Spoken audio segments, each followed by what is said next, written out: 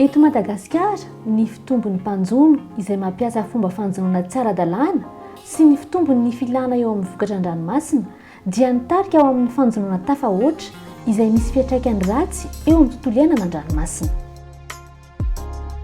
Ny faritra arovana ao Ankare dia sokajiana ho faritra arovana Mirindra. Any amin'ny 50 kilometatra avaratra atsinanan'ny Nosy Be no misy azy ary mirefy 5,3 hektara mahery io faritra arovana io. Ny kalitao sy ny harenan'ny vatoara no mampalaza io faritra io, fa i nosy mitsio sy tsara banjana ihany anefa no misy ponina. Manan-karena sokatran-dranomasina ihany koa ny faritra, toerana fisakafoanana sy fanatodizan'ny sokatran-dranomasina mantsy i Ankare.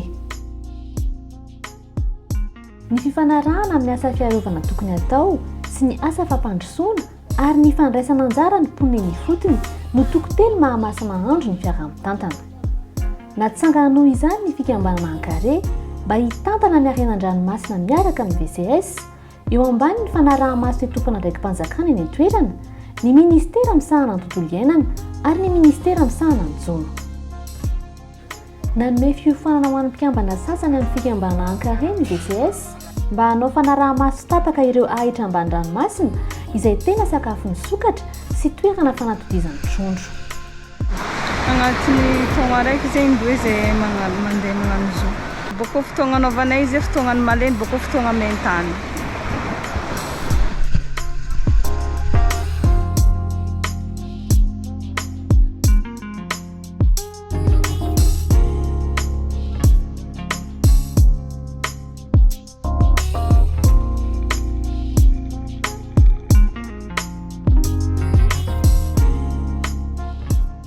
Amin'ny fiarah-miasa miaraka amin'ny comité de contrôle zany fa miaina zany fandrikan-dalàna agnatiny ty faritry Ankarety. Ny fivoagna misy koa ma tamin'ny alohany napetraka faritry Kobabiny Ankarety ma somary hoe nialany zegny ny hazandrano an-dranomasiny ary am'izao zay fampiditsikelikely zegny lay hazandrano zay fa lany taloha nametrahana azy ty.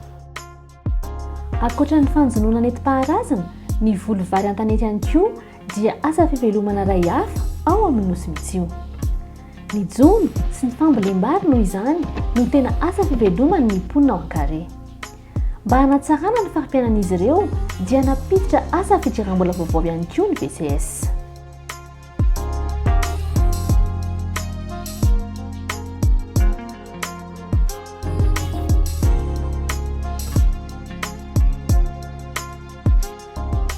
Nahita tombony le vahoaka, nahita tombony ara-bola ny vahoaka amin'izay asa ataony zegny, afaka miditra aty an-tanety izy manao asa zegny tsotratsotra.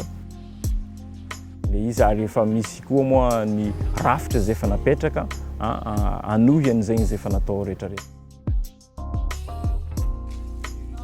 Olona amin'ny tanàna aty magnariary nosy ty zegny mitondra tatao magnano dalaly.